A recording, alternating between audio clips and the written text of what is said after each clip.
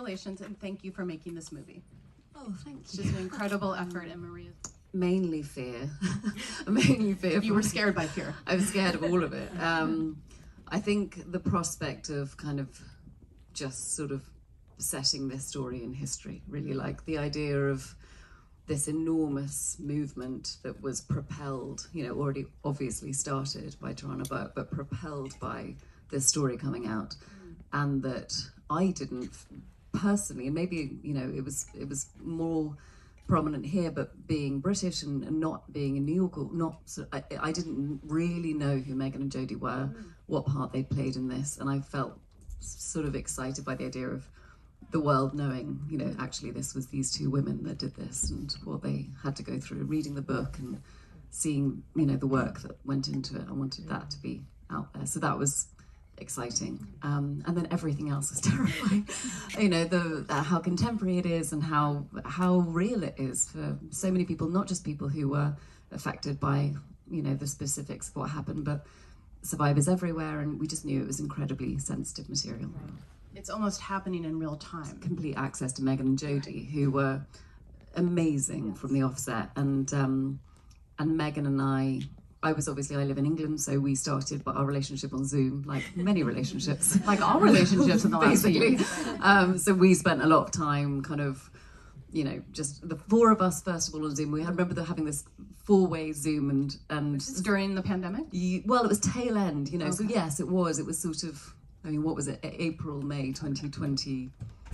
Okay. So yeah, so still sort of pandemic times. And it was the first time that I'd met Megan, and I don't know, who do you want to play you in a film of your life? Like, what was your first impression of her? She's the coolest person in the world. I mean, she really is the coolest person in the world, and just the way she presents it. And if you watch interviews of her, you know, when you get home, she's just. I actually spent a lot of time thinking, should I do the way she speaks, you know, and I do her accent to a degree, but do I do the specific way she speaks, because she's so articulate, and she's one of those people that has thought the full thought before they open their mouth, and they open their mouth and there is zero hesitation, there's zero ums and ahs. But you are English, you're very articulate. I just sound like I am, but it's not, it's just the accent. So she was just so impressive, and I thought, God, I fucking hope you want me to be you. And I just was so scared. But anyway, I got over that, and then, yeah, it was a lot of time, you know, just chatting, and then I got to New York and got to spend time with her and her family and her husband, her daughter, my children hung out with, you know, her daughter came to my son's 4th birthday party, and we all, you know, so we spent lots of time together like that, which was obviously invaluable. So that added to the book, and then, you know, everything there is about them online. It's a lot to synthesize, though. Yeah. I mean, in terms of what to leave out, it's almost so giant. Yeah, it is. But the great thing was that I think we all understood, and Megan really, which I was so grateful for, she really understood that at a certain point it was a film, you know, and that it wasn't a documentary.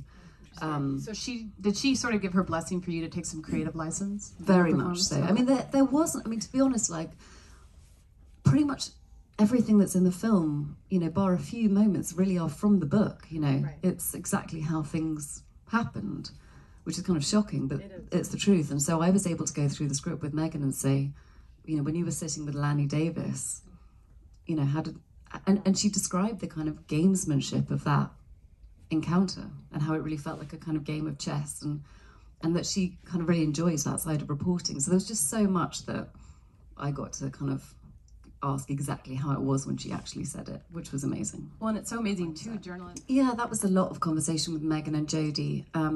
You know, the reason they came together is that Megan had experience in this area, and Jodie was sort of wanting Megan's sort of advice on how to approach. And she'd been covering labor for a long time, like labor and work issues. Yes. Right. And then obviously Megan went through her experience with the Trump campaign and the stories that came out of that, and she had been, you know, that had been obviously really discouraging because she had run stories and nothing had happened. He still got elected, so I think that was a real blow.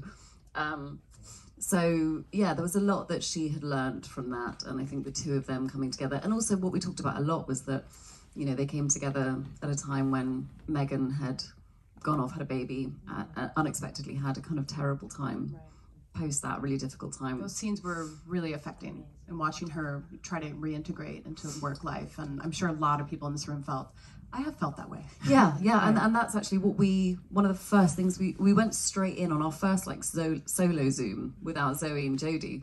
I mean, Zoe and I have been best friends forever. She was a bridesmaid at my wedding, so she sort of knows all my stuff. But Megan and I talked within about 20 minutes. Like, well, I had postpartum depression when I had my daughter, and it was horrific, and I cried every day for weeks and weeks and weeks, and you know, and it's totally different, but it was the suffragette press campaign that got me. I was like, oh, I have to go and, all right. So I was suddenly, you know, doing that, and around Meryl and Anne-Marie Duff and Helena Bonham Carter, all these incredible women who were just like, you know, holding my hand and carting me around. What an amazing movie to be promoting too at that time. Yeah, it was.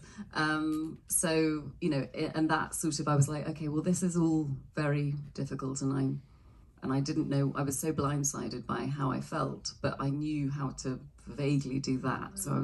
So in that sense, Megan and I were like, oh yeah, you found your way back in through your work, and it was much cooler and more important than mine, but you know, you found your way back in through that, and I, you know, had my ladies and my work there, and so that was a real point of connection for us.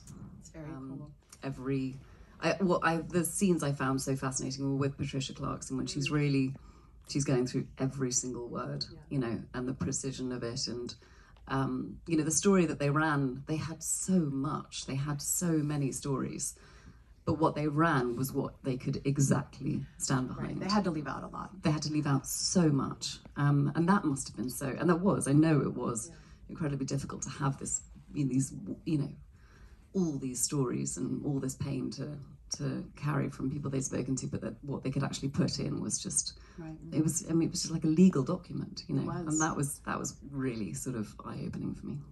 And what would you say was your toughest day on set, or the toughest sequence to shoot? And obviously great directing by Maria Schrader, who's just like, yes, let's give her a round of applause. I've been a fan of hers from Unorthodox, and I was curious to see her approach to this. She's German, you know, she's approaching this from a very different perspective, and I maybe think that could have been a key to how well she told the story. But tell me about working with her and how you got through tough days, and what was the toughest day? I'm trying to think what was that. I mean, I think that the truth is the toughest bit was the first couple of weeks, because so part of our desire to sort of get going this summer that we did was that probably one of the very few silver linings of COVID, and there were very few, but was that the New York Times building was completely shut down. All the journalists were sent home, so it was empty. So you actually shot in the New York Times building? So we shot in the New York Times. That's amazing. And so we had this sort of window before the journalists were all coming back, and it was just completely empty.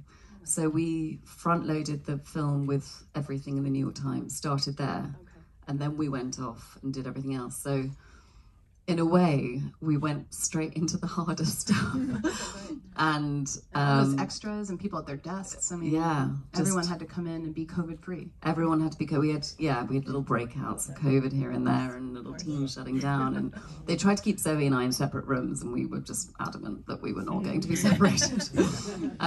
So that it wasn't, you know, it was just, you know, it wasn't an easy way to start, because it was like straight into, you know, and for Zoe as well, she has those huge moments where, you know, she gets the phone call from, you know, Jennifer Ely's, you know, she just has these enormous things to carry, and I just felt for her, because I thought, oh my God, that's just, you know, those moments you get, there's an AD on the phone, you know, saying the lines, there's no, and she's having to create this emotion out of, you know, and I was just in awe of how she did that. I thought she was extraordinary, and that was sort of day 5 or something. Oh, wow. That's a lot to tackle early on. Yeah.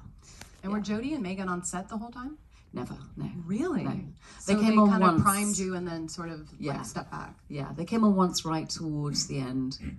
I was shooting a scene. We just felt like it was too difficult to, you know, on both. So I just, you know, that's what was amazing about their support, was that they were so involved, and then they just went like, fair enough, go and do your thing. And, you know, for them to be around, I think it would have made us feel self-conscious, and, you know, we just needed to be able to sort of. And they trusted you. Yeah, they did, and that was like the biggest blessing, really. So they did. Another thing that struck me about the film is the way that the domestic life for each woman is portrayed. And I don't know if everyone in the room felt this way. I kept waiting for one of the husbands to complain, like, oh, hun, we're at the park, do you have to take another call? And that never happened. Yeah. I've never seen a depiction of a professional woman doing her job, being a great parent, but also being a great reporter at the same time. I honestly was just blown away by those moments. So tell me about crafting those and what Maria wanted from those moments. Yeah, she just wanted nice men. Well, certainly in this movie, because she wanted there some are nice really men. nice men. You know, there are monsters everywhere, and then there's really nice men. And Vadim, you know, and Ron are really nice guys, and they really were incredibly supportive. And it was, yeah, I mean, I loved it because Tom Pelfrey, who plays my husband, He's so Vadim, good. he's so good. That guy's really blowing up these days. I know. He's doing really well. I know. But I was always like, oh, it's our rom-com days. But we don't, you know, we just get to sort of be adorable and, you know. Sit in the park and have a picnic. Exactly. Apart from the postnatal depression stuff. But, but yeah, it's slightly more depressing. But it was just so nice to have them. And that's how they are and who they are. And, you know, they both have, you know, very busy, important careers. But they're really good dads. They're really good husbands. You know, it was lovely to have two brilliant actors portraying them. But yeah, I think she just wanted to show the home life accurately, and that's how it was. That's what's so. I mean, I think it's just very difficult to talk about the white. I mean, we can switch on the news and you can see we're in a pretty terrible place globally. But within our industry, yeah, I think it's probably a safer place to work now than it was 5 years ago. The first thing I did after the first job I did after the October was a play in London at the Royal Court, and I remember on the first day of rehearsals we had a 4-page document. It was a code of conduct. You had to read it. We all sat. I mean, I was a monologue, so I was the only person in it, but I had to read it. The director, the writer, you know, the stage manager, and the crew. We all sat down, read it, signed it. Now, did that feel novel to you? Completely. Really? Completely. Wow. Yeah. That's amazing.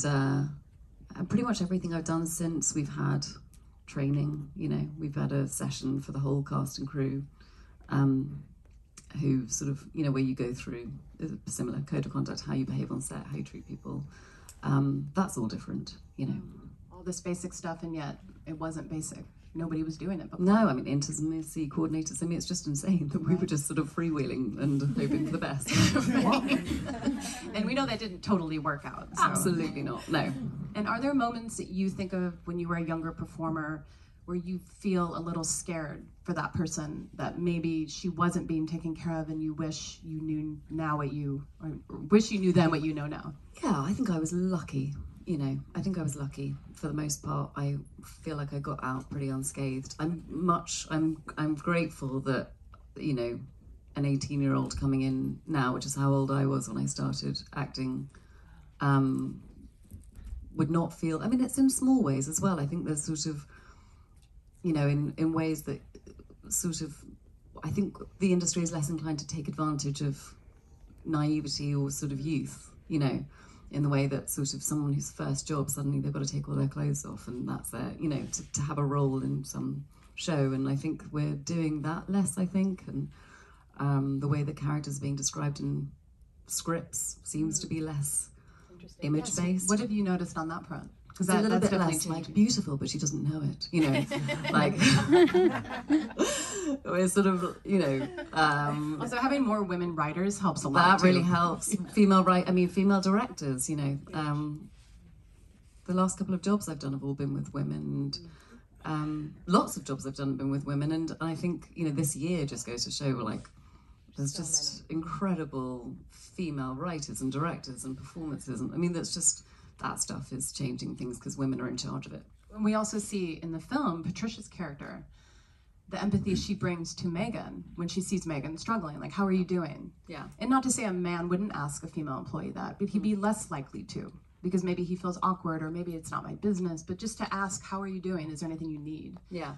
Just a simple gesture like that can make someone feel, oh, I'm not alone. Yeah. And I think we see that again, just having more women bosses, whatever job. And I think like one of the, you know, best things that came out of all of this sort of pain and stuff is the way that actresses came together, you know, and sort of stood by each other and backed each other up, and that was really moving to see. And you can't make these movies without you, so we need you to be happy. And as we move forward and try to get through, again, a lot of bad news and a lot of struggles, what is one thing that you wish we would kind of prioritize as an industry now, whether it's the types of stories we tell, the way we tell them, the types of opportunities people are given? You know, there still is not a lot of equity in terms of who gets to tell the stories, who gets hired, who gets an agent. Is there something that you would like to change? Yeah, I mean, I think, you know, I always feel very, I came from, you know, middle-class family, had all the opportunity, I had something to fall back on. You know, I knew that, you know, I started acting when I was 18, but if it had all gone horribly wrong, my parents would have, you know, let me live at home, and, you know, I wouldn't have had to pay rent. And, you know, so I feel like in that sense, I've always had a leg up, and I haven't had to worry about, you know, the fallback of the career going. And I think that excludes so many people, because at a certain point you know, need to pay for your life. And so we lose a huge percentage of incredibly valuable storytellers through that. And I think that's something that we as an industry can pay more attention to. Well, and it has been predominantly elite people getting jobs to greenlight projects, and then they like to greenlight stories about elite people. It's just sort of a cycle that perpetuates. Yeah, exactly. Yeah. Well, I want to thank you for your hard work. I know this wasn't easy, but trust me, it was worth it. Thank you so much. Thank you so much. Thank you for coming, everybody. Tell everyone to see this movie, please. Great work. Thank you. Can I get a quick picture?